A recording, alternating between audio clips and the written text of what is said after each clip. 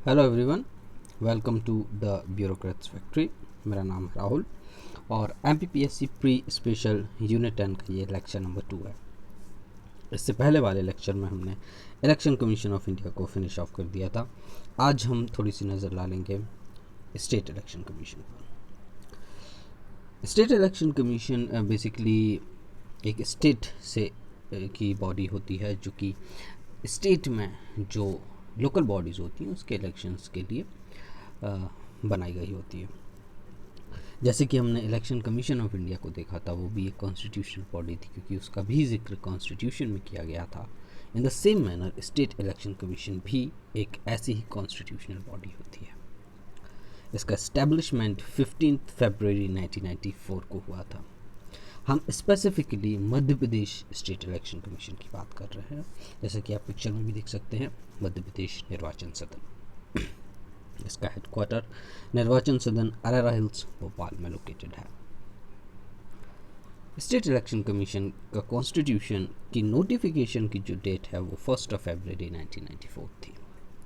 1 फरवरी 1994 के कॉन्स्टिट्यूट होने के 14 दिन बाद by the help of Department of General Administration and Madhya Pradesh government, Madhya Pradesh election commission establish होता है एंड द डेट वाज 15 फरवरी 1994।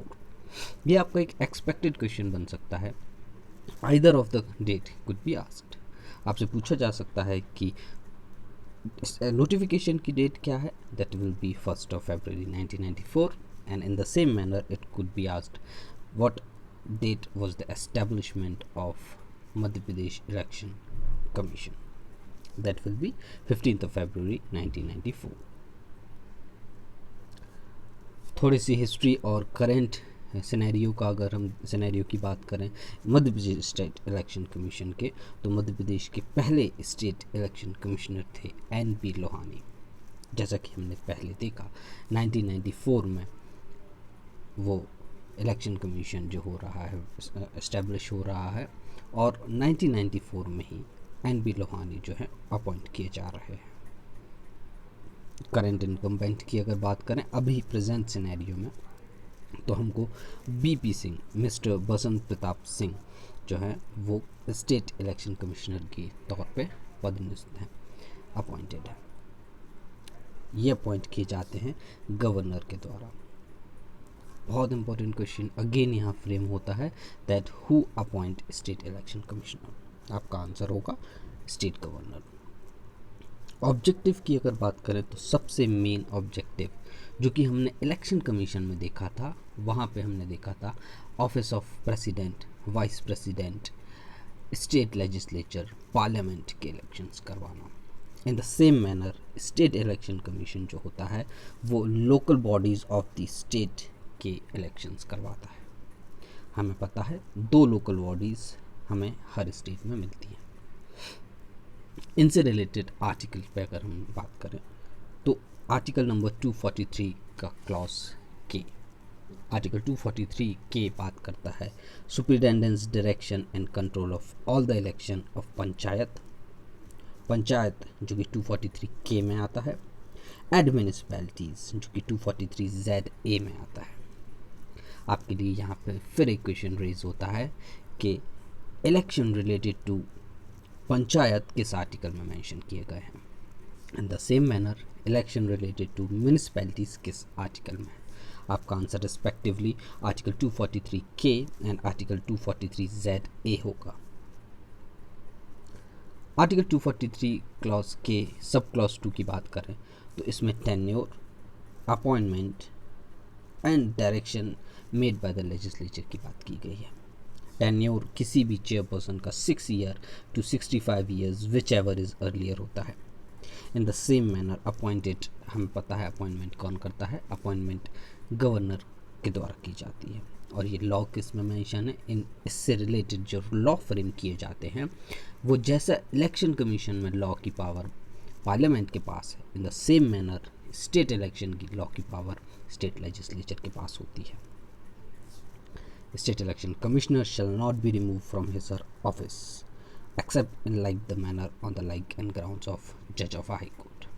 जैसा कि हमने इलेक्शन कमीशन ऑफ इंडिया में देखा था election commissioner of India supreme court के जज की तरह ग्राउंड और इन द सेम मैनर हटाया जाएगा, वही सेम तरीका है इलेक्शन कमीशन ऑफ स्टेट का, जिसको हटाने का प्रोसेस वही रहेगा जो कि एक जज ऑफ हाई कोर्ट का रहेगा।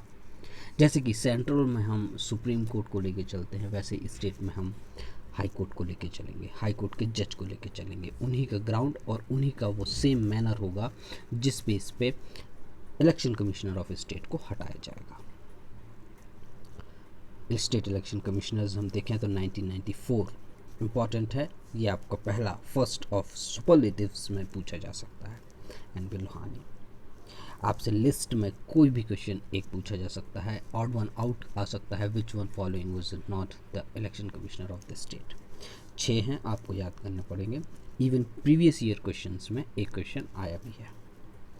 6th हम आज देखें तो 2019 से प्रेजेंट पोजीशन होल्ड की है मिस्टर बसंत प्रताप सिंह। कुछ शॉर्ट्स के बात कर लेते हैं। High standard high objective thinking skills, ये हमारे एक्स्ट्रा शॉर्ट्स हैं। ये इंपॉर्टेंट ऐसी मार्किंग्स हैं जो कि आपको एक अलग टच देती है पढ़ाई का। If we include the Madhya Pradesh state election commission motto, then it is every vote is priceless and every local body is significant. हर वोट बहुमूल्य है एंड हर बॉडी सिग्निफिकेंट है। First secretary of Madhya Pradesh election commission was Shri Prakash चंद्र।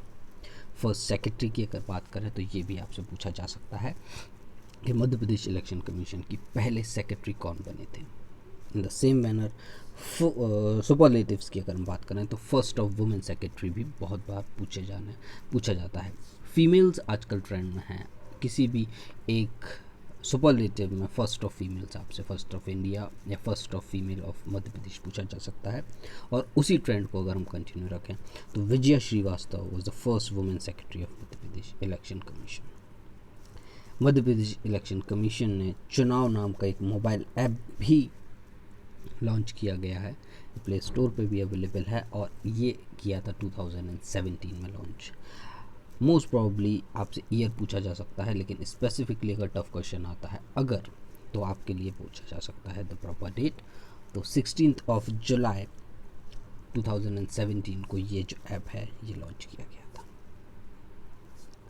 अगर आपको लेक्चर पसंद आया हो तो काइंडली लाइक करें, शेयर करें एंड सब्सक्राइब करें। इसके बाद वाले लेक्चर्स में हर 2 दिन के रिपीटेशन से आपको एक कमीशन फुल फ्लेज्ड मिलती जाएगी।